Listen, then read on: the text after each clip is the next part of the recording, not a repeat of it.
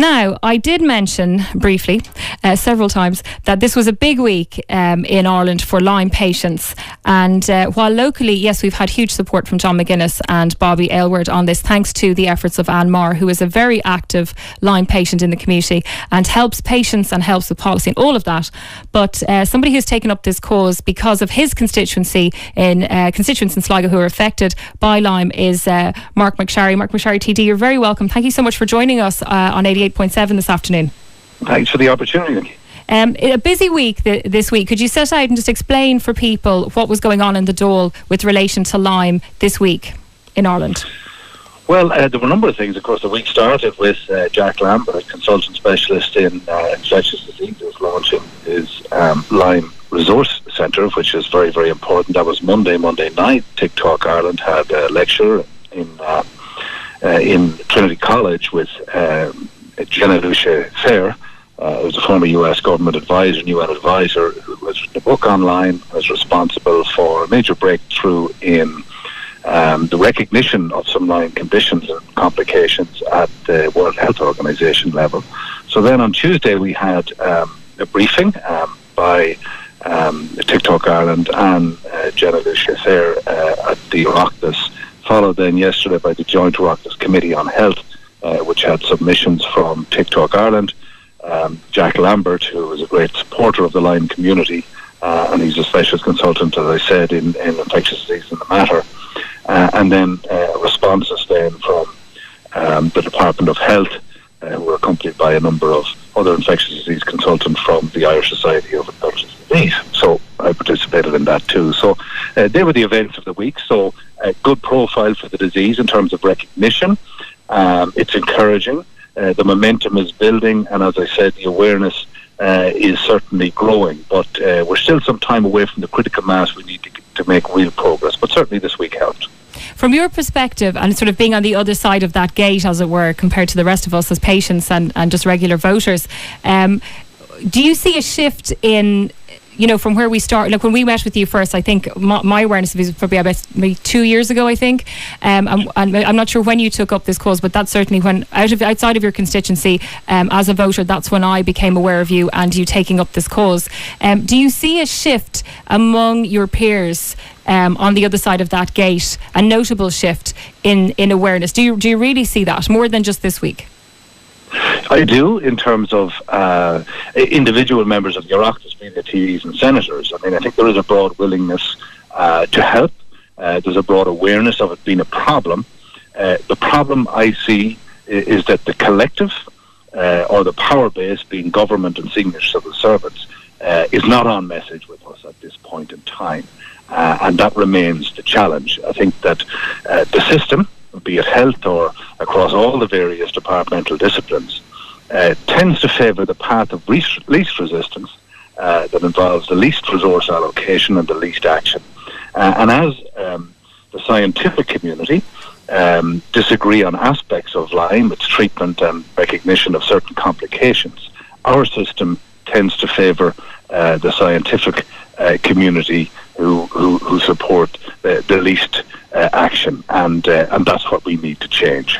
I mentioned also earlier in the programme that I was in Florida attending a conference on Lyme just 2 weeks ago, and during that conference I heard many speakers talk about various aspects of Lyme, but from the scientific point of view. And Dr. Eva Sapi, who is she's a Hungarian researcher, and she actually contracted Lyme, and that's what propelled her into this area of research.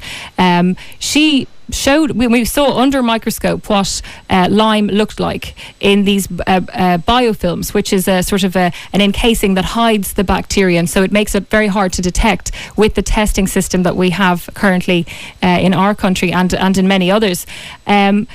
Science is with us, and what is coming down the tracks as regards general information on this and developments would support what all of the patients are saying. Do you think that they will continue, the experts, so-called experts here, who are not in line with what patients are saying, do you think they will continue to hold on to these old ideas, these sort of archaic ways of thinking? Or do you think they will jump on board when this information is made public? Persistence will ultimately win out, and I think that the work we've done with TikTok Ireland, yourself, Dr. Lambert, and the matter, and the cross-party group that we set up online, the action group here in the Oireachtas, I think will help us reach that critical mass, but we're still a piece away. And while I don't want to bore your listeners with every detail from the Health Committee, which took place, tell them, we want them to know. Well, to be honest, there's a link, and I'll post it on my Facebook, and I'll send it to you to distribute, where people can look at the actual video of the committee. But we had a good presentation by TikTok. We had a good presentation by Jack Lambert, the consultant, and the Department of Health in giving their response. And as a guest to the committee, because I'm not a former member of that committee, I was expecting kind of 2 officials from Health to come in and give their position. 12 people turned up, including members of the Infectious Disease Society of Ireland. In other words, Dr. Lambert's peers. And it would seem to me that there was a clear mission that day to rubbish the position, the patient experience, and indeed Dr. Lambert in terms of his own research. I felt it was dishonest, wrong, and I'm preparing my own detailed rebuttal with help of TikTok Ireland and hopefully Dr. Lambert to some of the things that were said at that. So certainly the system view or the government view, and they're informed by these people, is we're doing all we need to. There's research ongoing, and as scientific community, in terms of the majority of the scientific community take a particular view, we'll follow that. So I have concerns for where we're at the moment. I think in terms of public awareness and profile, we're growing it and building that momentum, but I think we still have a substantial war to fight in order to get people the recognition that they require, the treatment they require, and the care pathways and supports that they require. And there's a basic unwillingness at government level, regardless of who's in government, informed by the medical advisors they have. They substantially rubbished the new international classification of disease codes that the World Health Organization have adopted, as in the words, and I'm quoting from the new Deputy Chief Medical Officer of the state, as simply a dictionary of conditions. When people see, if they choose to look back at the committee and see my questioning and cross-examination of him on that matter, he didn't look very convincing as a Deputy Chief Medical Officer of the state. So a lot of work to do. I think public support is paramount, and I think across all disciplines, not just health, we've paid a very heavy price in Ireland for not taking adequate cognizance of the patient experience, but also of dissenting voices generally. And while one side of science may have a particular view on the best way to treat, the other side of science has an alternative one, and one which the patient experience supports. Nothing is to say either are wrong, so what's the problem in embracing both? When you look at other conditions where they're looking for maybe very expensive treatment, medication or whatever it is,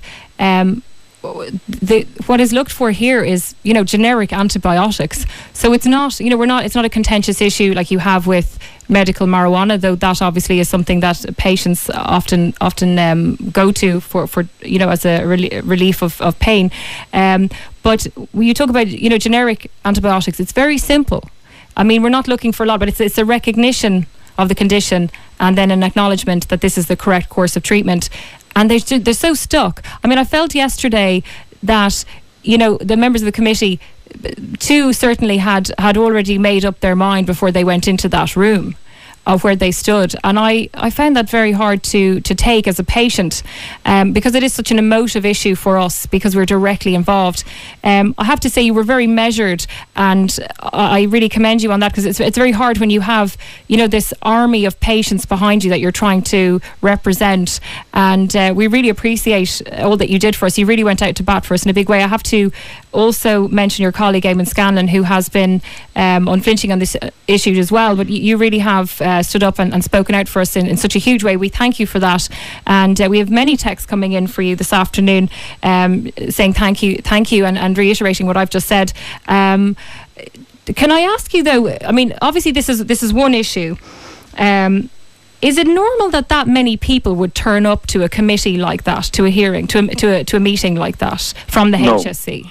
No, it is not. I mean, you alluded to the fact there that from your perspective, maybe not been as familiar as the committee as me, to see such a large, or to see almost a predetermined position by some committee members, I wouldn't say all, Some were very open, actually, and I thought that was wonderful to see as well. Sorry. For me, there was a level of stage management, to my mind.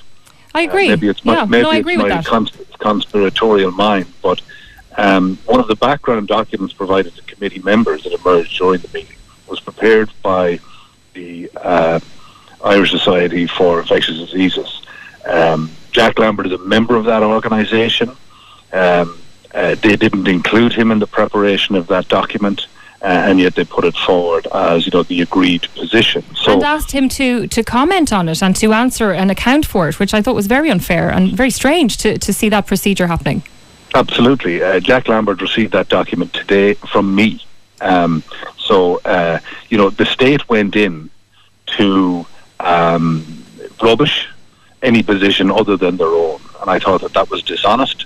It wasn't open, and again I would invite people to look at the questioning that went on, where I felt they left themselves exposed, and I think it doesn't rest well for where we're at, but it just makes us more determined to double our efforts to get where we need to go and get the recognition, treatment that people require.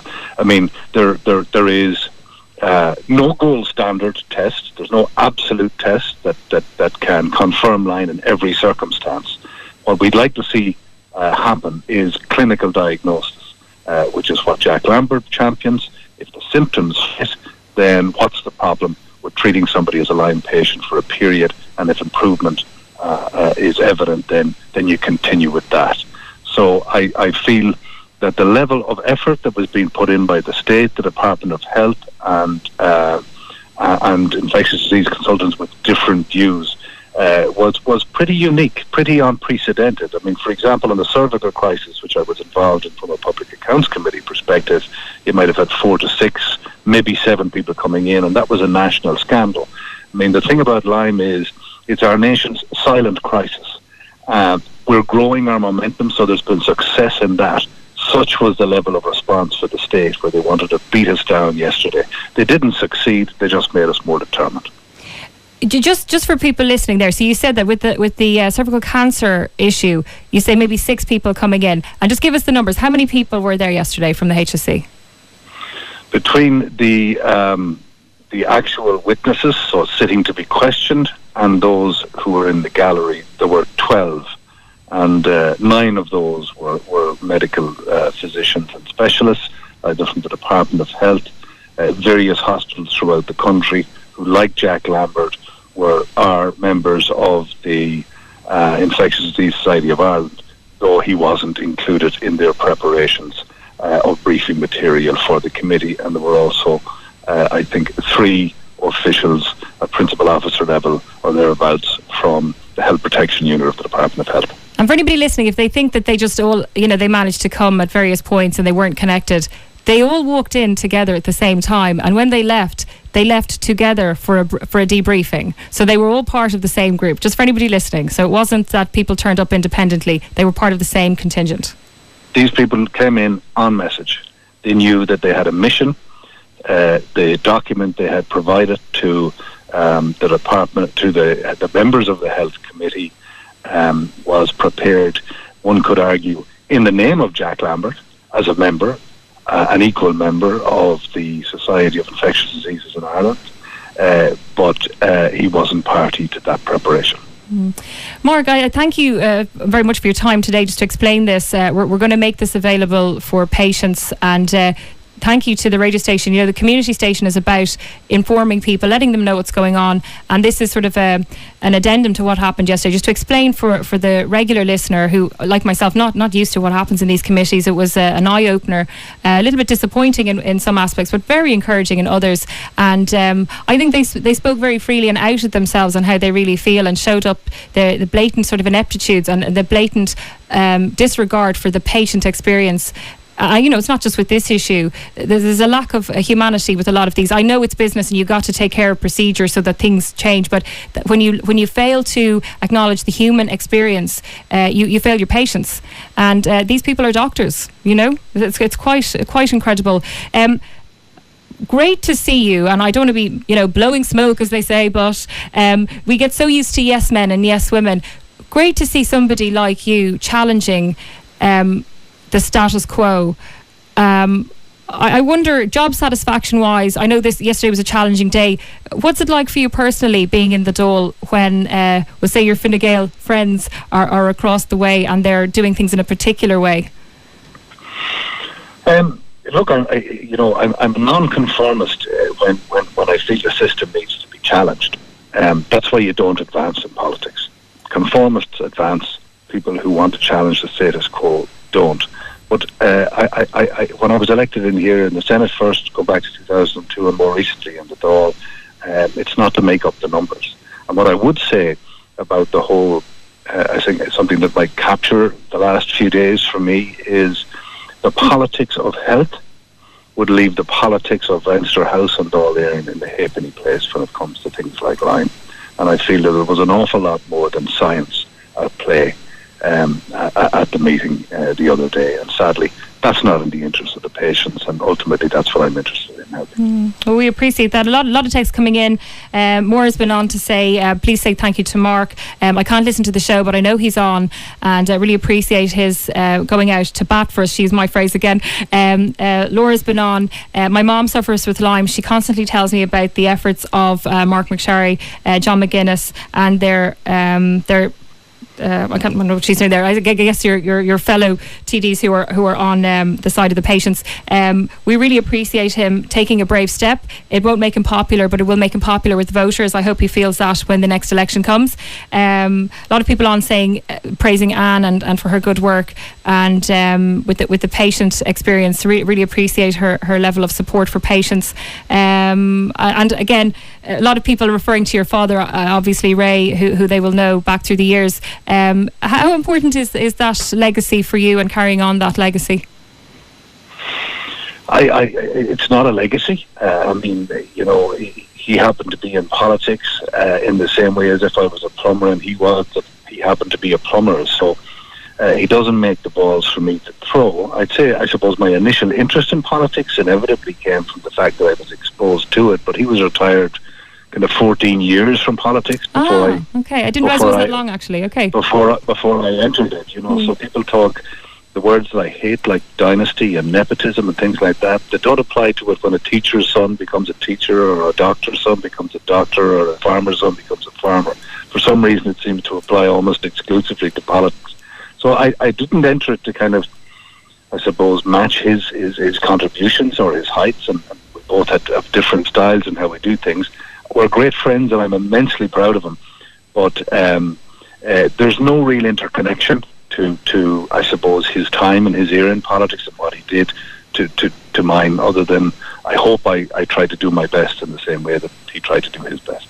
Okay. Another question in here from Jerry, wanting to know if there are any regulations governing bodies regarding the incompetence of some so-called experts and keeping them in check. I just don't follow that now. He wants to know if there are any regulations or governing bodies doing any work regarding the incompetence of some so-called experts. I presume with regard to the HSC and monitoring what they're doing. Well, there's all different regulatory bodies. One of the things I think about the system generally, and it's not just health, it's all arms of state agencies and departments, is politicians over the last 40 years from all parties have known have subcontracted much of the authority and power, whether it's health, transport, infrastructure and so on, to third-party organisations for plausible deniability for themselves under the cover of the principle of subsidiarity, that the people who should be doing the job are doing the job. The net result of that is that senior politicians have become commentators, and the power rests with senior civil servants and heads of state agencies. The difficulty is when there's wrongdoing, and we've seen this time and again, when there is negligence found, when there are issues highlighted, scandals and so on, there's an investigation and there's an outcome. And the outcome tends to be we've identified the problem, we have new procedures and processes, it won't happen again, but there's no tangible sanction. Nobody pays the price, and they take refuge in terms like systemic and cultural failure, which is an ultimate cop-out for me. I believe the system will never change and improve until all of us are faced with tangible sanction for poor performance and wrongdoing, whether it's in politics, whether it's in the public services or state agencies. And that's what's not happening. So I hope that gives a view to that particular question for that gentleman. Absolutely. No, I think you'll be very happy with that. Unfortunately, it's not good news, but, obviously that's the state of play. I know I mentioned to you, obviously, you know John McGuinness very well. Sure. He's a colleague, he's a friend of yours. You know him well. I do indeed, Yeah. since I lived in Carlow. Oh, you did? That's right. I wasn't involved in politics. Yes, But okay. I used to socialise in Kilkenny. Very good. Good choice. No offence, Carlo, but good choice. But he's been great at a local level here and on a national level, sort of before you got involved, and we're very grateful to him. So wonderful to hear that there is actually a connection there. So when you're trying to get information and circulate it through the Dáil, it's good to know that we have some people on our side, some good people. So we thank you for that. Margaret, lovely to talk to you this afternoon. Thank you for taking time out to do that. Like I said, we're going to make this available and put it online for patients, so you can share this. A lot of information relayed here from Mark that will be relevant to all of us, and just to explain things a little bit more clearly. I have to say, although it was quite it was a hard day yesterday, but I don't feel disheartened. I feel very positive, and I feel that the reaction, like you say, that with those numbers, why are they making those efforts? If they didn't care and we weren't a threat in some way, or we weren't, I won't say a threat, but if we weren't making some headway and they didn't feel they need to contain us, they wouldn't make such a huge effort. I think that is actually hugely encouraging, and it would sort of push us forward rather than sort of make us lick our wounds and wonder where we go from here. Agreed. As I said, the momentum is building, the awareness is growing, so they feel they want to kill this off. So, look, there's hope. We have made some progress, but we have a lot of work to do.